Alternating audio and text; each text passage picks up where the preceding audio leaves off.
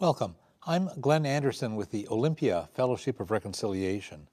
For more than 26 years, this TV series has explored issues related to peace, social justice, and nonviolent social change. Decades ago, I was talking with an elderly friend who had escaped from Germany during the late 1930s, when the Nazis were reported to be doing horrible things. He told me that before he left, his friends there told him they could not believe that Germany could do the horrible things that some people said that the new Nazi government was doing. His friends said that Germany was a nation of musicians, scientists, artists, philosophers, and theologians, so they could not believe what people were telling them that the German government and the German people were doing. Human beings have psychological defense mechanisms that make it hard for us to accept hard realities. In fact, Al Gore titled his movie about the climate crisis An Inconvenient Truth. The climate crisis is only one of the hard realities that many people deny rather than grapple with honestly. Likewise, the pervasive danger of nuclear war that could destroy life on Earth any minute is too unpleasant to think about. So most Americans try to ignore the danger that nuclear weapons threaten every minute of the day. Americans, and especially politicians, like to say that we have the world's best democracy, when actually we have one of the lowest rates of voter turnout and an election system that is horribly corrupted by multimillionaires and giant corporations. And the U.S. military has actually overthrown democracies and replaced them with brutal dictators in many parts of the world since the 1950s. These are objective facts that very few American politicians or mainstream media will admit, and that most Americans do not want to know about. So we, like the Germans of the 1930s, find it hard to accept hard realities that contradict the comfortable self-image that we enjoy. During this TV program, we'll consider some practical, psychological, and spiritual consequences of denying these hard realities. We'll connect the dots between various issues and various parts of our lives, and we'll consider some remedies to help us accept reality and solve the problems. Our intention is not to blame, but to help us understand and move ahead towards solutions. I'm happy to welcome three guests whom I respect deeply for their wisdom and their insights. They will help us think meaningfully about the hard issues about which our nation is in denial and about the psychological and spiritual consequences of that denial. John Van Enwyck is an Episcopal priest, a PhD clinical psychologist, and clinical director of the International Trauma Treatment Program. He has special insights and skills to help people deal with severe trauma, such as war and torture. Good to have you here, John. Thank you, Glenn. Debbie Eden has been a teacher and youth worker. For 11 years, she was a trainer and volunteer coordinator for our local hospice program. Since 1990, she has worked with Heart Sparkle Players, a playback theater troupe based in Olympia that helps people tell their stories of life experiences. Good to have you here, Debbie. Thank you. And Arthur Vaney has long served as minister of the Olympia Unitarian Universalist congregation. He and the congregation engage the community in thinking and taking positive action in the world around us. Good to have you here, Arthur. Thank you. So we will have an interesting time. My introduction to the program here mentioned the climate crisis, nuclear weapons, and democracy. What else would you like to say about the widespread denial about any of these hard realities of climate, nuclear weapons, or democracy? And we'll get into more issues later. But anything that you want to share about those offhand? I think one thing we want to talk about is the impotence of the American electorate and the degree to which people are not recognizing that. That in fact, the American people have little or no control over what legislation is passed in the Congress. And that's a hard thing to... It's a hard thing to recognize. Yeah. And when we were preparing for the TV program, both Arthur and John mentioned American exceptionalism. And that's another whole area in which people are in denial. Would either of you describe what American exceptionalism means? Sure. Yeah, my understanding is that it originated back at the country's formation, essentially, when de Tocqueville, French political philosopher who came and toured the U.S., and he made a declaration that America was an exceptional country and that it was the first, as I understand it, it was the first, among the first to have a revolution and to be a democracy. And so in that sense, it was exceptional. And there was a sense of it being sort of being a light to the world in terms of that. But since then, that understanding has shifted, and particularly today, among a certain segment of American population, there's an understanding that American exceptionalism indicates that we're better and that we don't have to abide by the same rules as other nations and other people. When we were talking on the phone to prepare for this, you referred to American exceptionalism also, and you called it a great setup for disaster. Yes, Which yes. I thought was a pretty heavy term. Tell us what you meant. Well, if American exceptionalism means that we have the best educational system, we have the best healthcare system, we have the strongest military, we can enforce our well-meaning will on the rest of the world to their own advantage, the only place we can go from there is to recognize that it's not the case, that our healthcare system is not the top, our educational system is very good, but slipping dramatically, and that our military in the last 4 years has not been able to accomplish its objectives in the last 4 wars. Yeah. So that's a real blow to people who need to think that we are actually the best. Yeah. It makes me think about, in the Greek tragedies, there's this recurring pattern in these Greek tragedies where you have the hero who overreaches, and because of hubris, the Greek term for this arrogance, ends up with a downfall. Absolutely. And you look at the U.S. In the world, and I think there are a lot of people not rooting for us because of these decades of hubris. Sure. So, do any of you see also an unspoken sense of loss about even having a future? And that's another sort of a thing that people are in denial about, but I keep seeing evidence, and one or more of you, when we were preparing for the program, talked about some things that might indicate people's sense of loss of having a future. Well, I think the whole notion of denial relates to the fear of lack of future and the inability to acknowledge that we have some significant difficulties. So when we are unable to acknowledge that there are difficulties in our society, then there's a part of us that's missing, that there's a part of us that's unable to participate in creating a whole society. And that leads to, from my perspective, a loss of perspective in terms of being able to go forward, in terms of seeing a healthy future for our country and for ourselves. For many years now, a couple of decades actually, the #1 mental illness among people who are diagnosed as mentally ill in the United States is anxiety disorder.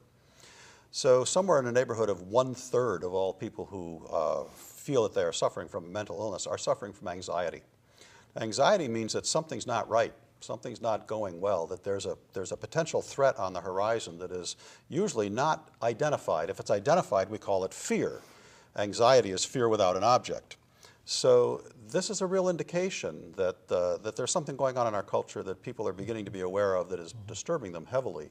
And among my colleagues here in Olympia, one of the things we've seen in our own practices is an uptick in paranoia, which is, again, another indication that people are aware of something that is a threat to them, but not necessarily know what it is.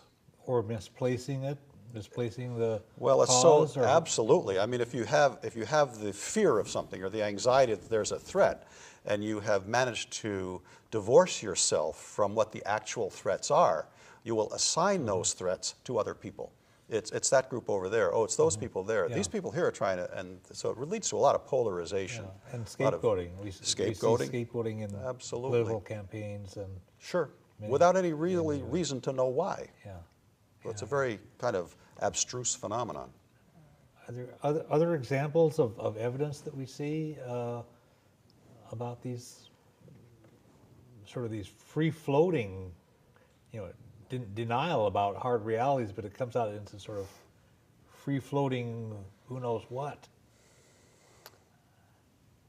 Well, I think I mean some of the issues that that we'll be talking about, the emphasis on on gun ownership speaks to me about an underlying sense of fear that that to imagine that we need to have guns in every household for us to be safe speaks to me about a fear that is unspoken, and that we.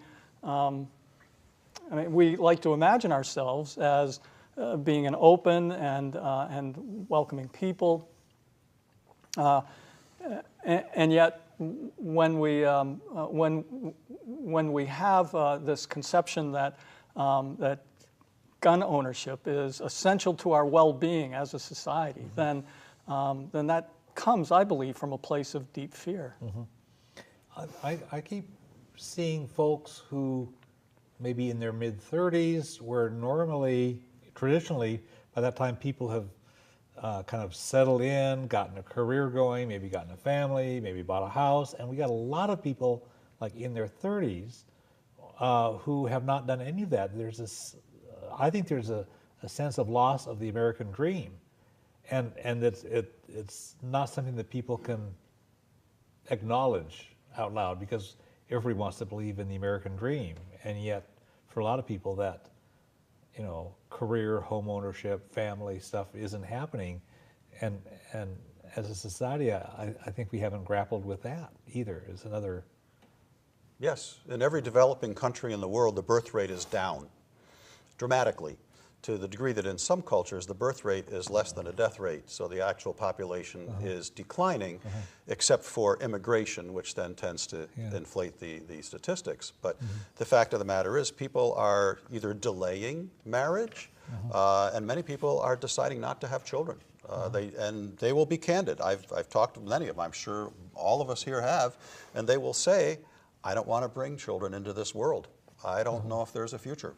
That's a real sign of anxiety, a real sign of that something is desperately wrong, but it's very difficult for people to kind of get a sense of what it is, and even worse, to know what to do about it. Well, I'm actually thinking about my own daughter who's 36 years old, and the people with which she, she's grown up with, and the lives that they've led, and in terms of, the folks who are her friends who are doing well are actually people who tend to be quite wealthy, or, tend to have moved into careers where they're going to have a fair amount of money, the medical career, doctors, that sort of thing. And they're making choices about having families and that sort of thing. And then there's some of her peers who are like herself who haven't moved into that kind of higher status, and they're looking around and going, how will I make it? How will I, she's going to graduate school now thinking that that is what's going to help her be able to get that and be, a productive member of society and do good work and that sort of thing. But there is this sense of people, young people, feeling that where am I going to have this?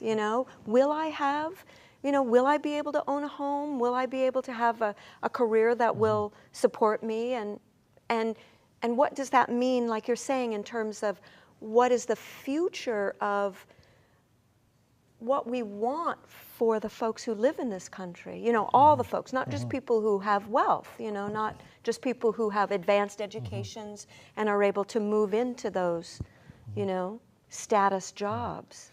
Yeah, I certainly see that with some of our young adults in the congregation I serve, where it's always difficult, I believe, moving for those who go to college, who have that opportunity, and then that transition into their work life, and it's just really difficult at this time, that they seem to be struggling to a far greater extent even than past generations. And the part of the sense of the program topic that we have isn't just we have problems in our society, but that we're not really dealing honestly with those problems. We're not grappling them. We're not naming them. We're not putting them out there. There's a lot of denial. And so, as one of you had mentioned to me on the phone when we were doing the preparation, that if you're not making it, it must be your own fault. Or the scapegoating, the paranoia, or somebody else is to blame. There's something, and Right. there seems to be a denial of looking at the systemic problem, or just and so it's like maybe I'm the only one that's having difficulty getting out of adolescence and into adult life, But no, you're not the only one. It's pervasive. And as a society, it just seems like we need to deal with this. And one of the elements of denial that I see is that we have giant corporations and media who are spending many millions of dollars promoting denial of climate change or promoting denial of what life is all about, when really what they're selling is cars or beer or whatever it is. So we have huge economic forces that are shaping our culture and what our culture believes is important or real, and a lot of that is a sham. And so I think that's got to be undermining society as well and fostering denial. Oh, absolutely. And one of the things that we discussed was that there seems to be this could just be my insane, psychotic fantasy, but there seems to be a real movement out there among those who have to grab as much as they possibly can while there's still time. And it's almost an open admission that things are beginning to fray, kind of come apart at the seams, and they are going to also do everything they can to make sure that the rest of the population does not realize this, does not become aware of it. And when we have a media in the country where the vast majority of media outlets are in the hands of 3 corporations, and all of those corporations have a vested interest in their profit and in telling people what will get them to buy products from those corporations, we have a denial system built in to the very media in the country. And the problem with that, of course, is that if we are in denial, we are in denial of something. So we all are in denial, and sometimes we're not even aware of what it is, but we know that there's something that we need to be concerned about, and we're trying to find out what it is. We're a country of 300 million people. Hard to get some consensus in a country of 300 million people. Yeah. Why does denial occur? Maybe we've touched on this already, but is there anything else we want to say about why denial occurs? Why do individuals or entire society try to deny the existence of hard realities? Maybe that's obvious.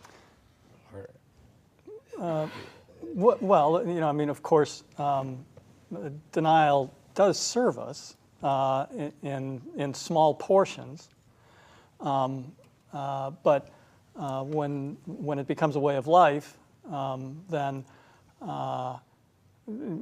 as we're indicating, it becomes destructive. But why would we? Well, I mean, we have a mythology about ourselves. We have particular ways that we need to, or we believe we need to understand ourselves, and I believe that that part of this understanding of American exceptionalism, part of our mythology about this being a country where anyone can make it if they try hard enough. That it makes it very difficult to acknowledge that that we do have problems, and that there are things that we that either we do that are harmful or that are harming us. That that we should be able to overcome that. Yeah. Debbie, you had something to. Well, I was add? just thinking it's very layered in terms of, like you were saying, denial does serve somewhat of a purpose in human beings. I mean, for us to get in a huge hunk of metal and hurl ourselves down an interstate with all these people that we have no idea what condition they might be in these huge, hunks of metal, we have to be in a certain amount of denial, so to speak. Sure. We have to believe that we are in command of this hunk of metal, and we're going to get where we need to go. So, and especially in the modern day, there are many things we have to kind of, push aside so we can keep going. And I think about this in the work that I did with hospice, which is, people actually have a hospice diagnosis. They've been diagnosed as terminally ill, and they choose not to dwell there. And so all the things that they might do to be able to prepare themselves and their loved ones, or have conversations, or do any number of things that might be helpful to them, they choose not to do that. I think in some of these instances, some of the ways in which we deny things, it's like this human psyche, it's like if we took it all in its enormity, it is very difficult for us to hold it. Some of us have an easier task than others to do that. Some of us have a greater capacity to hold contradiction and complexity and all that, and others of us, it's overwhelming. And so I think there is this way in which we live in the land of denial, or I would also say, which is a word you didn't use, escape. You didn't use the fact that we haven't used that word, and I think much of the media, some of what we get given. I had a man come and say to me, wouldn't you like to have 150 channels of television? And I was like, no, I don't want 150 channels of television. Not to say anything bad about television, but I'm just saying, No, that's fine. I'm just saying that is a way to, perhaps it's aid our denial, to escape, to take us, to allow us to escape. You talked about materialism. And so I guess I'm just thinking it's so layered, this idea of denial, and how we use it and why we use it. Well, just to interrupt, and I think what both of you are kind of getting at also is the amazing amount of complexity in all of this, that we all feel that there's not much we can actually do. So if there's nothing we can do, then the best alternative is to just ignore the problem. And I think we're going to get into that. What can we do? And I think, Art, you'll have some really good stuff to tell us about that. But, Well, I think that this overwhelming sense of powerlessness is in the work that I do as a volunteer to organize people, get people involved in working for peace, social justice, take care of the climate, do all these things. A lot of people, we have a lot of volunteers, but I think the general public feels like they're powerless, they can't do anything. And much of the task that I see that we have to do as grassroots organizers is to help people find things that they can do that actually will have some strategic advantage, so that we are not powerless. But the system keeps trying to tell us that we're powerless. Absolutely. And as one of you mentioned on the phone when we were doing the preparation after 9/11 occurred in 2001, George W. Bush told us to just go out and go shopping. Let him and Dick Cheney run a war. We don't have any voice in whether to have a war or not. Our role is go out and go shopping. Bye. Ooh, what does that say about democracy? There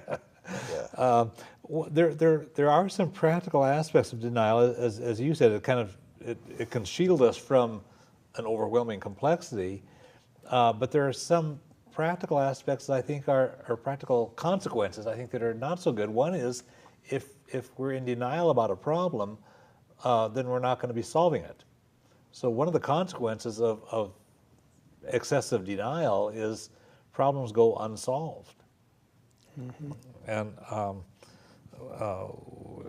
that's true in any of these big issues that we care about.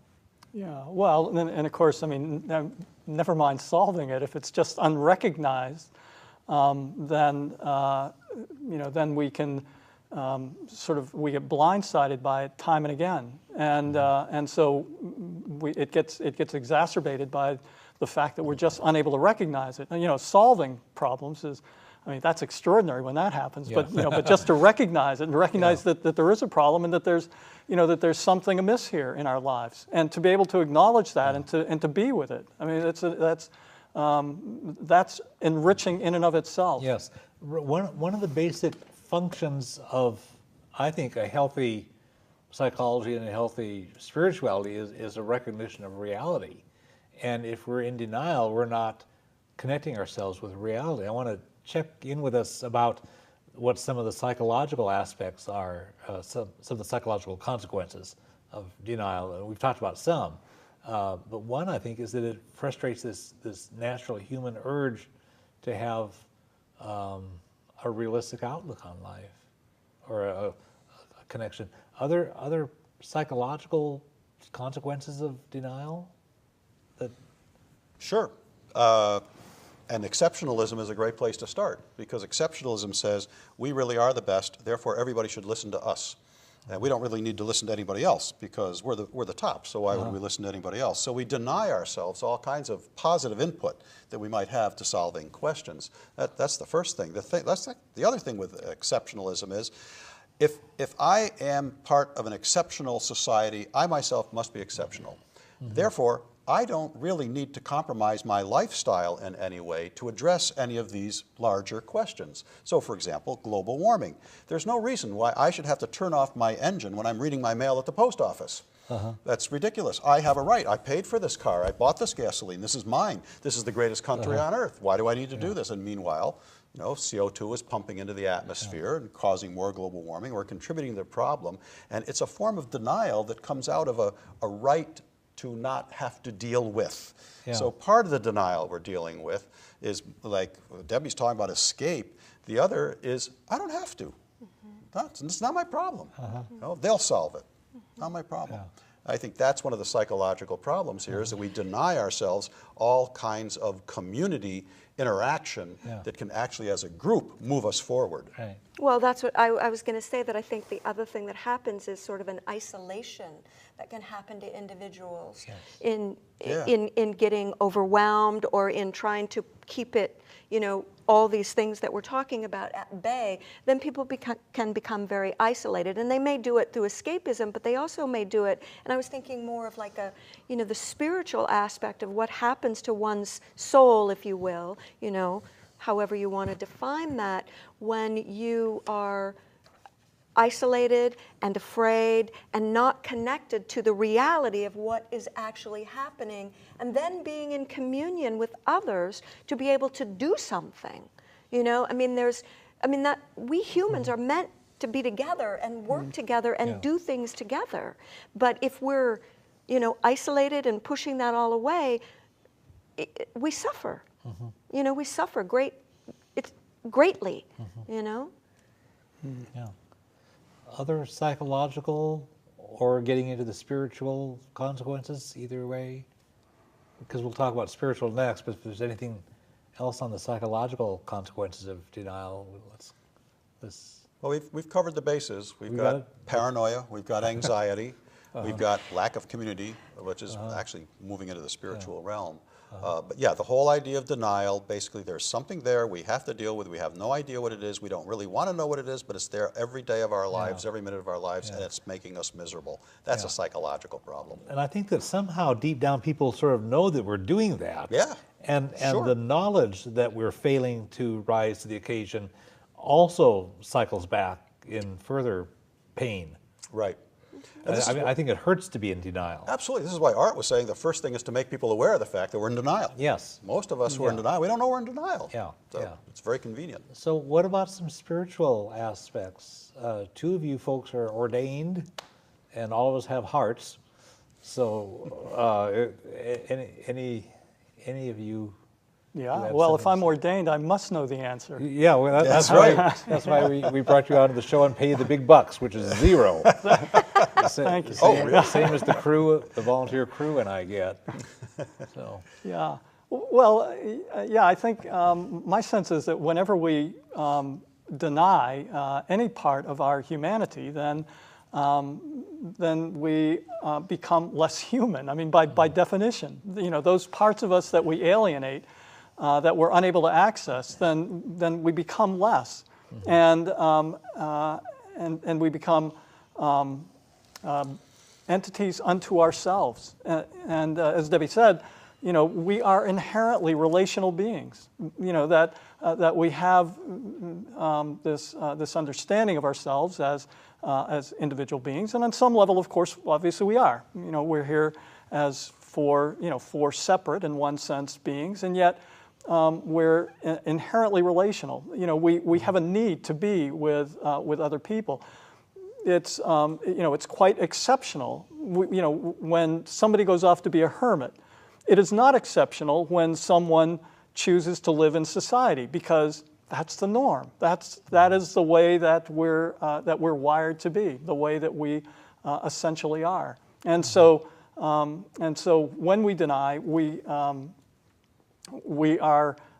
leaving out parts of who we are, and that means parts of our capacity to be in relationship, and to even with those things that we're uncomfortable with about ourselves and about our society, when we're able to acknowledge them, then that is an invitation to be in relationship. I think of two other spiritual connections. One, there's a biblical quotation that says that you should seek the truth. The truth will set you free. Mm-hmm. If we're in denial, we are denying going after the truth, denying seeking the truth. And if we don't have that truth, then we're not set free. So I think denial, violates that biblical encouragement. Another thing that comes to mind is there's in a liturgical church, there's a part of the service that involves the confession of sins, and then there's forgiveness, and then you can move on after that with a new sense of proceeding with our lives. If we're in denial about something and we can't, not necessarily confess our sins, but at least can't even recognize the realities, can't acknowledge what's real, it sort of inhibits us. And it would be like for a liturgical church or a liturgical kind of a spiritual practice, you're not flowing through the process, and there's a blockage there. There's an absence of something that seems to be crucial for moving on with our lives. Yeah, I think that's one thing religion's got right. That we do need to be able to acknowledge what's wrong with our in our lives, and when we do need to be able to hold that up, and that it does, as we're just saying. It does stifle us as human beings when we're unable to acknowledge either what we have done wrong, or just what is wrong with life. Yeah. You had something, John? Yes, I think that as you were saying about confession, it's very difficult to move on from something that we don't acknowledge, that we don't know what's there to begin with. But the other thing too is that one of the difficulties religion has is that no one has seen God, but we always see the hand of God in the creation. And we know that the natural order is given to us. We can't create food. We can plant seeds, we can water them, we can cover them with pesticides and fertilizers, but they may not grow. It's all just a kind of a gift to us that food grows. And when we destroy that, either through nuclear war or through climate change, or through shooting each other up with guns, or any of these things we're talking about, the guilt and shame that we incur as a result of trashing the very things that are given to us makes us feel terrible, makes us feel guilty, makes us feel shameful, which again then moves into the psychological perspective of, well, somebody else must be to blame for that. Yeah. That's a very difficult situation. Well, even going back to the creation story, where it says that God created this wonderful environment and it was good. Yes. And so what do we do? What happens when we have various kinds of economic and other pressures that mess the climate up? Right. Or the environment, or each other as part of the creation. There's something that's interfering with a larger scheme of things. Right. And that's got to be causing anxiety and everything else, because somehow we know that we're screwing up with it's also the crushing environment. to the spirit. Yeah. It's crushing to the spirit. Yeah. Yeah. I also think that there's a way in which we become conflicted internally that is sometimes difficult for us to deal with and name. And I'm thinking about an example. I had a discussion with a gentleman yesterday, and we were talking about folks panhandling, homeless folks downtown Olympia. And I said to him, I said, so why do you think people don't like that, you know? Because we were talking about it, and he goes, well, people just don't want to be hassled. You know, people just want to walk down the sidewalk and not be hassled, you know? And I said, one thing I think is that I think people don't want to deal with their conflicted feelings about seeing someone on the street who has less than them, probably a whole lot less than them, and is asking something of them. And you know, and I think part of our denial is not wanting to name that conflicting feeling that we have about our belief in exceptionalism, or our right to have, or just the fact that we do have a home to go to. And I think people want that.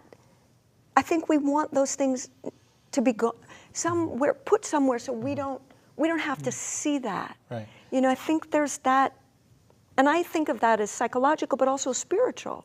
Yeah, I do too. In the early 70s, I worked 2 years for the DSHS Public Assistance Office, a local office.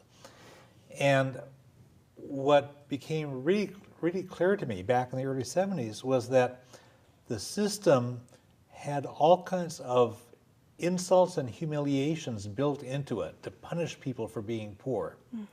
The different aspects of the regulations and how they're treated and a whole bunch of different things, I think were perhaps subconsciously built into the welfare system in order to humiliate and punish people for being poor, in order that those of us who were not poor could have somebody to look down on, and rather than ask questions, hard questions, about why is it that there's so much poverty in the richest country on earth. There was no encouragement to ask the hard economic and social justice questions.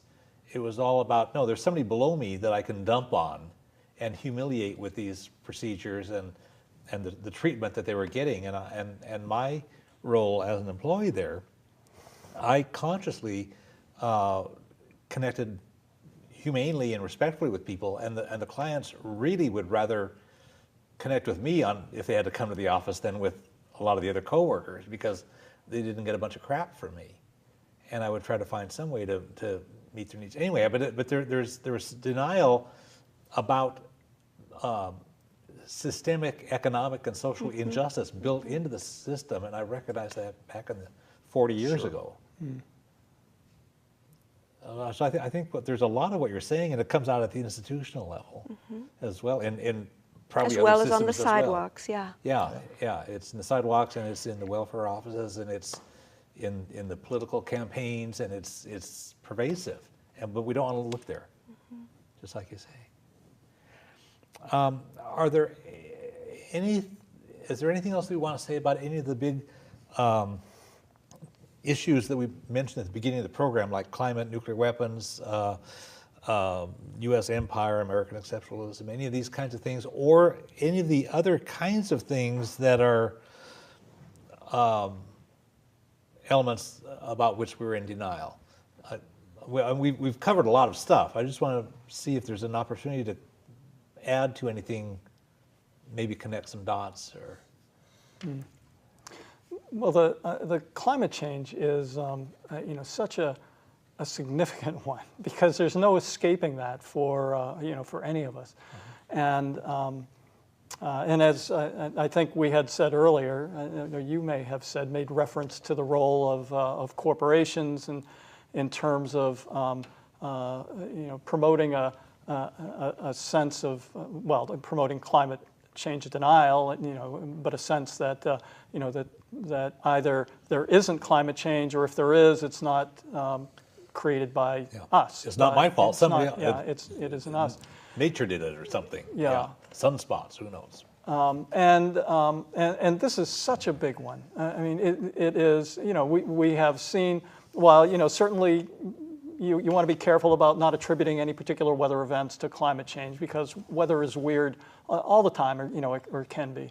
Wherever I have lived in the country, people have said, if you don't like the weather, wait a minute, and it'll be different. And folks seem to think that's true, and it is true wherever we live. But this is something that that has the potential of destroying our not just our way of life, but much of life, and is destroying much of life. Even now, there are species that are being exterminated, and that's very frightening. Very frightening to confront and to acknowledge, and very hard to get a handle on about what can I do, and any one of our individual actions. As John said, we may turn our car off, and that's a good thing to do. But it doesn't amount to that much, and so it's that sense of helplessness in the face of this this huge catastrophe, and so there's good reason to be in denial on the one hand, that right. What in the world do we do? But on the other, it just points to all the more to our need to be to begin to be in ongoing conversation about this, and about any of these issues that that we see, but climate change is, as I say, is just so huge. Mm-hmm.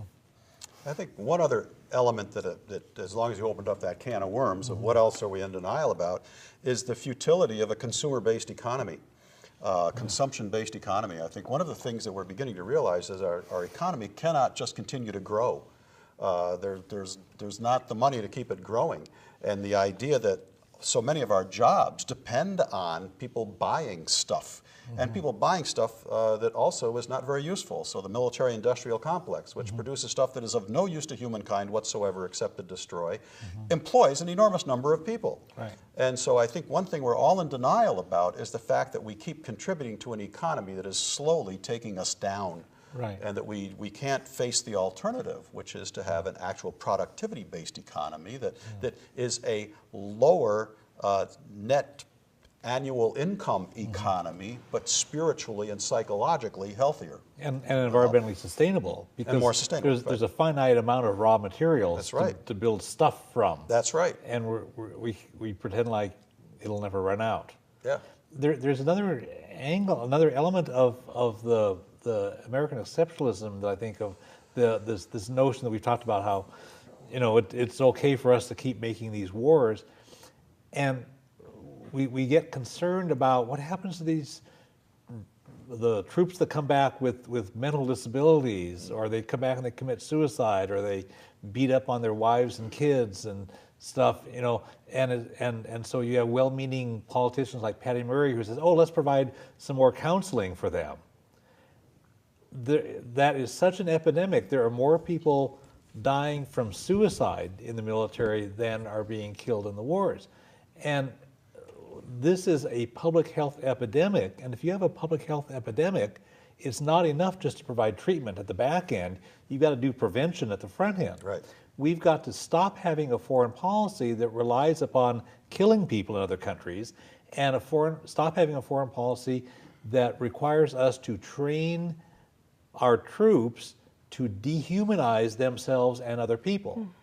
You got to do that through prevention. Let's stop doing that stuff, and then we won't have as much suicide and PTSD and domestic violence at the back end of it.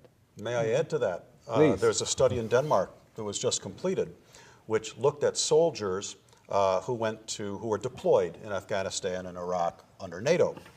And what they discovered was that those soldiers who had the least resilience to trauma were those soldiers who had the most damaged childhoods.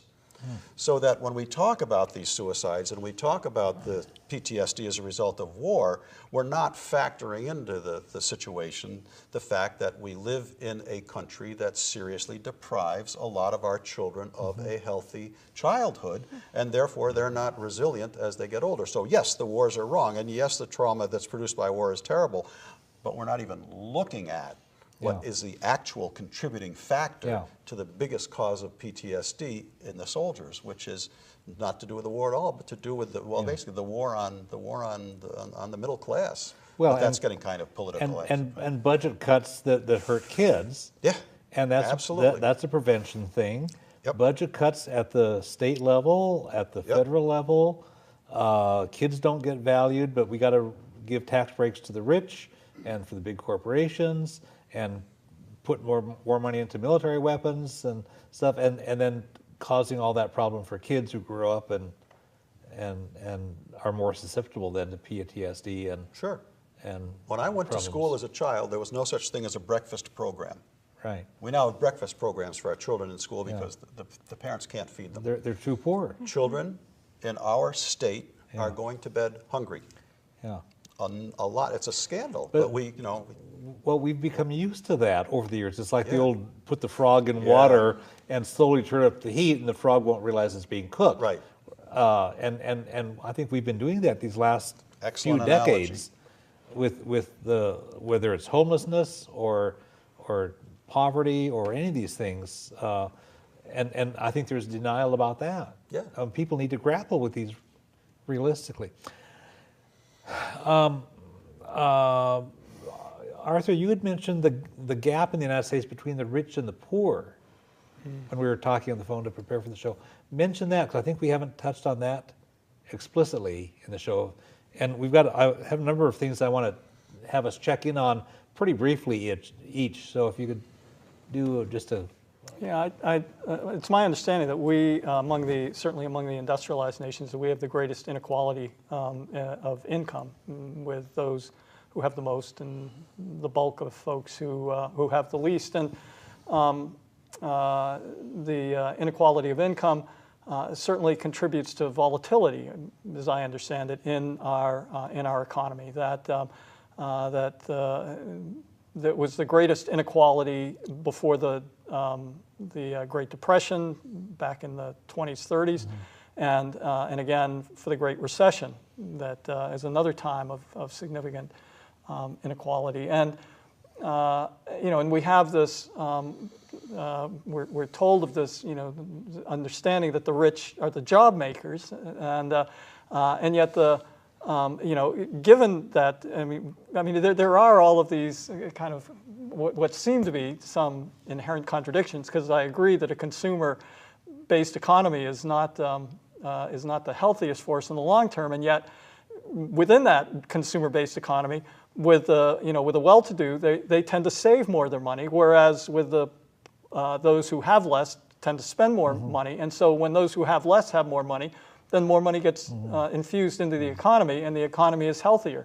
Whereas when there is that inequality, that there's less money, and so those who are poor, as did happen, have to borrow more, and then again that contributes to the instability of the economy. And of course, at the same time, that means that those who have less, and so we have the need for serving breakfast at schools in the morning. Yeah. John, you had mentioned the United States' low rank in health care, health indicators. Yeah, right. There's a guy up at the University of Washington who has published a lot on this, and his name is Steve Bezruka.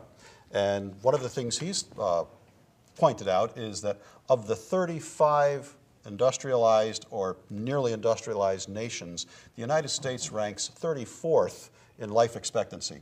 We're at the bottom. We're below Cuba. Cubans have a higher life expectancy than Americans.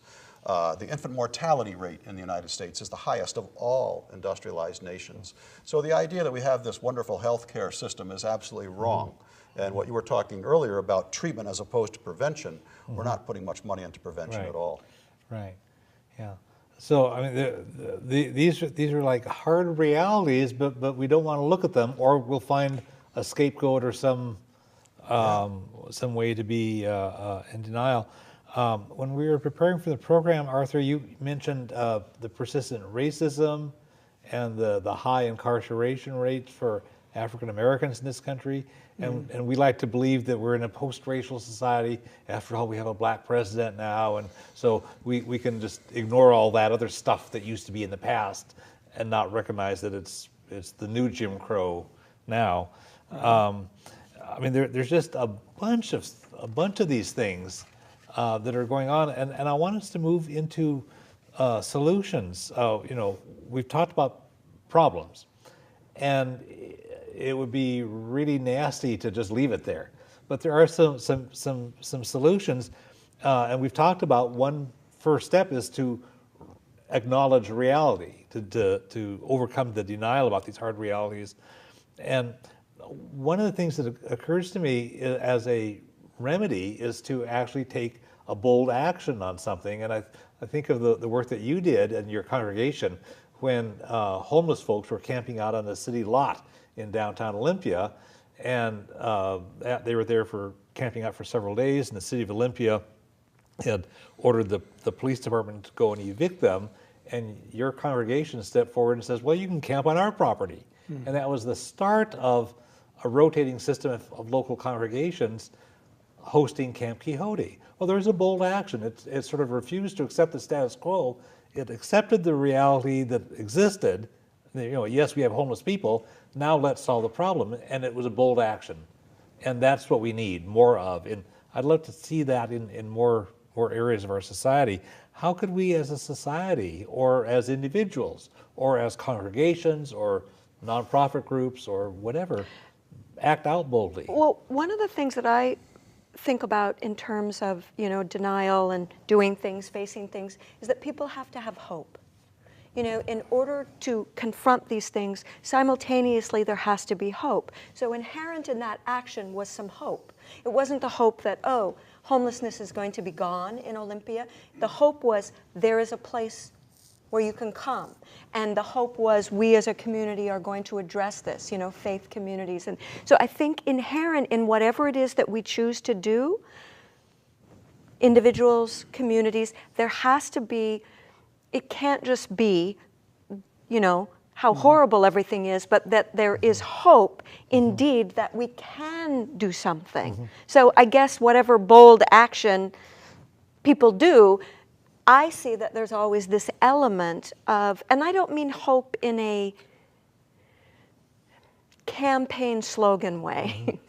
I mean it in a really concrete way, that you see that the action is being taken and there's hope inherent in it.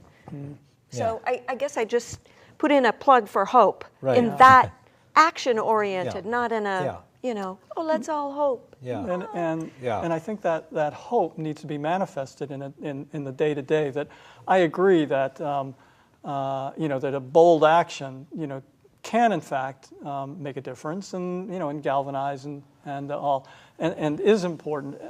And yet, I know for our congregation's part of participating in, you know, and being able to take that action, it came out of ongoing action before, as I had mentioned in an earlier conversation, of one individual within the congregation who had addressed homelessness and provided a shelter with a building on our property, and then there was and that went on for some time, and then there was a larger conversation. But what I'm saying is that action that the congregation didn't just occur. It came out of a context, and it came out of the context of ongoing action.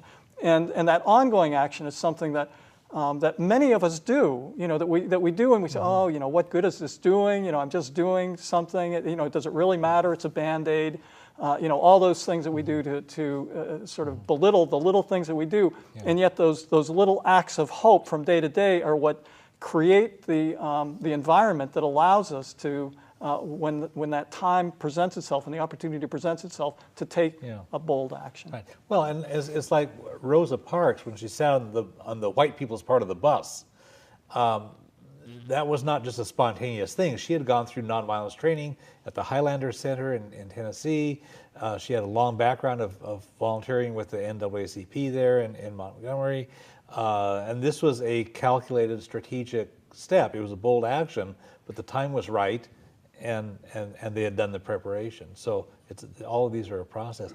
Another thing that comes to mind is about helping us get out of the denial and moving ahead is like in South Africa when they had the Truth and Reconciliation Commission, where they said, okay, let's deal with the past. Let's get this out here. Let's have testimony as to what the realities are, what really happened, and deal with it. And there may be other kinds of things that could be done, but on a issue by issue basis or community by community basis. But wouldn't it be great to have like a Truth and Reconciliation Commission process about race in this country, or some other, some serious grapplings. I want to put in a plug for, we're almost out of time, I want to put in a plug for Heart Sparkle Players that you've been active with since 1990. That you use a process called playback theater to help people tell their stories. And I've appreciated how Heart Sparkle Players helps people deal with realities, because you're helping people tell their stories of realities in their lives, including some that have deep heart connections or meaning for their lives. I just want to put in a plug for that, encourage people to attend the performances that happen one Friday evening each month, except not during the summer, and visit the website that has the schedule and other information, which is www.heartsparkle.org. So it's just a great resource. I want to thank John Van Enwick and Debbie Eden and Arthur Vaney for being our guests. I want to thank all the folks who've been watching. Thoughtful people look around and see a lot of gigantic problems, and we've enumerated a number of them, and there are some more. A lot of our political, economic, and social systems in this country are broken, and some people speak out explicitly, but many more people don't speak out and don't even want to acknowledge it, although they may sort of feel it subconsciously but not admit it. Instead, we do weird things with our psychology, like living in fantasy worlds or projecting problems onto scapegoats. A wise friend told me, either we deal with reality or reality will deal with us. And a Turkish proverb says, no matter how far you've gone down on a wrong road, turn back. That's a good message for us now. Let's turn back from denial. Let's solve the real problems. You can get information about a wide variety of problems related to peace, social justice, and nonviolence by contacting the Olympia Fellowship of Reconciliation at 360-491-9093 or www.olympiafor.org. We are all one human family. We all share one planet. We can create a better world, but all of us have to do our part, and the world needs what you have to offer. Thanks.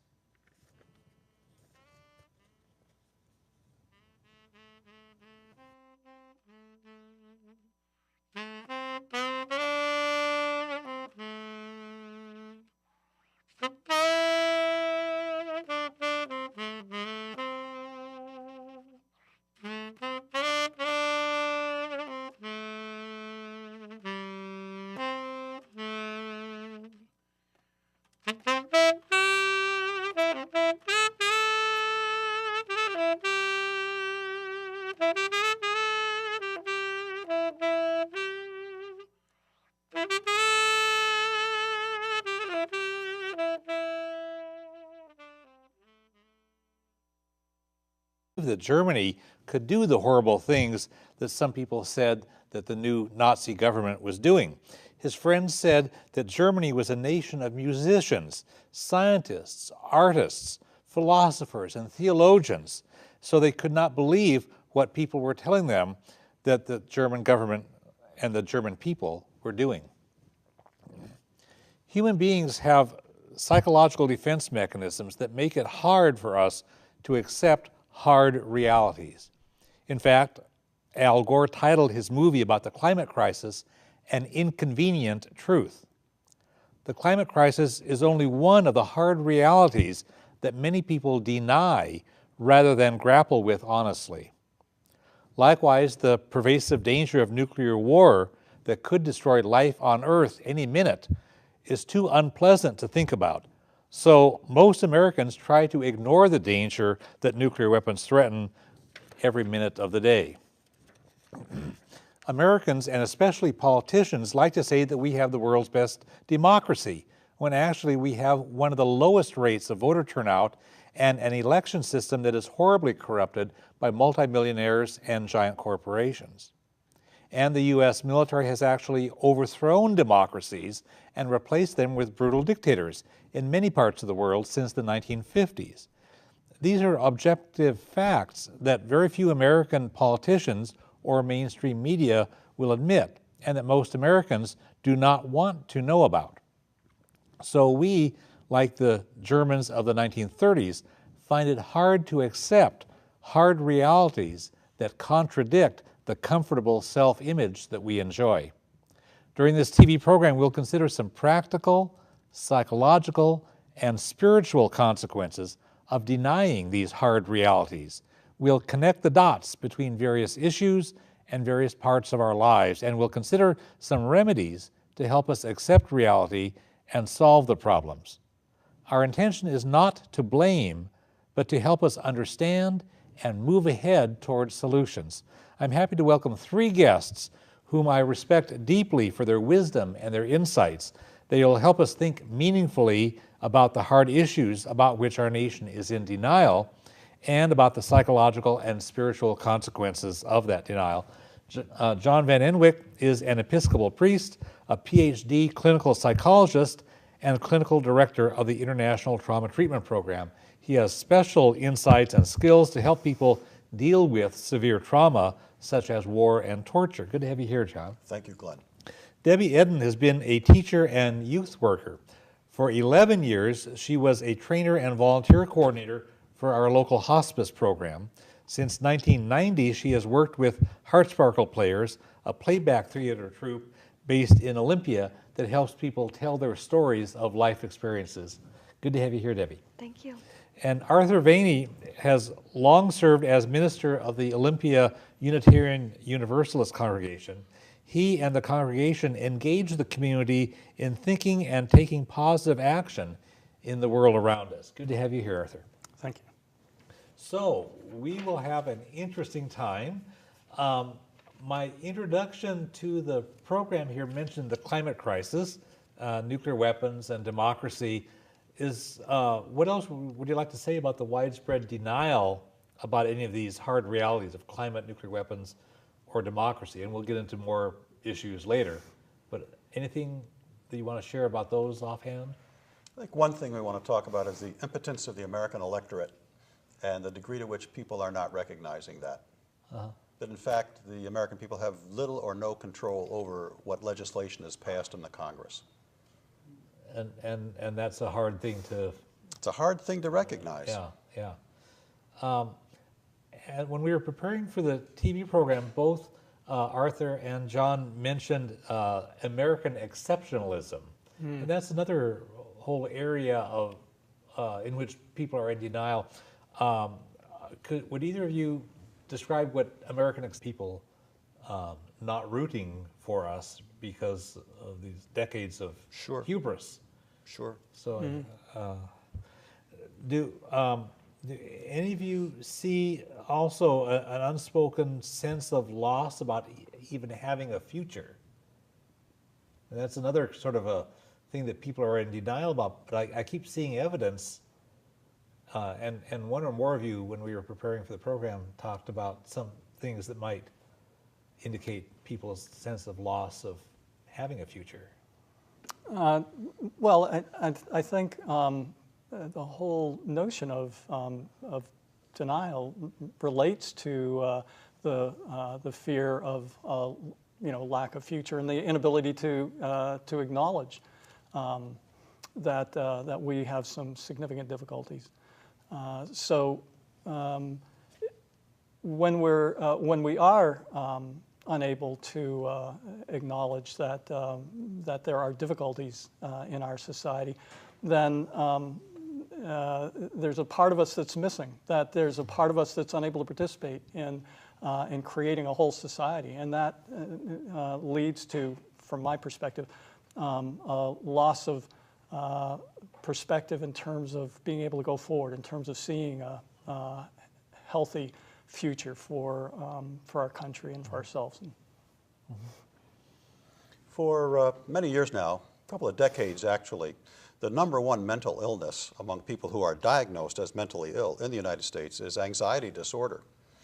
So somewhere in the neighborhood of 1/3 of all people who feel that they are suffering from a mental illness are suffering from anxiety. Anxiety means that something's not right, something's not going well, that there's a potential threat on the horizon that is usually not identified. If it's identified, we call it fear. Anxiety is fear without an object. So this is a real indication that, that there's something going on in our culture that people are beginning to be aware of that is disturbing them heavily. And among my colleagues here in Olympia, one of the things we've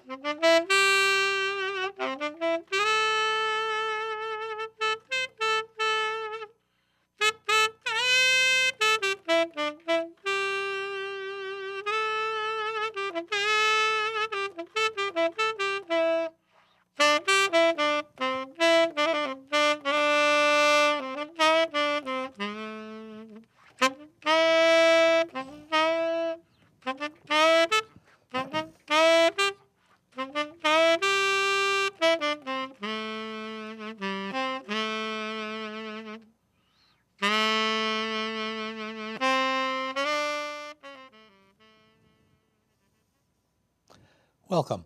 I'm Glenn Anderson with the Olympia Fellowship of Reconciliation.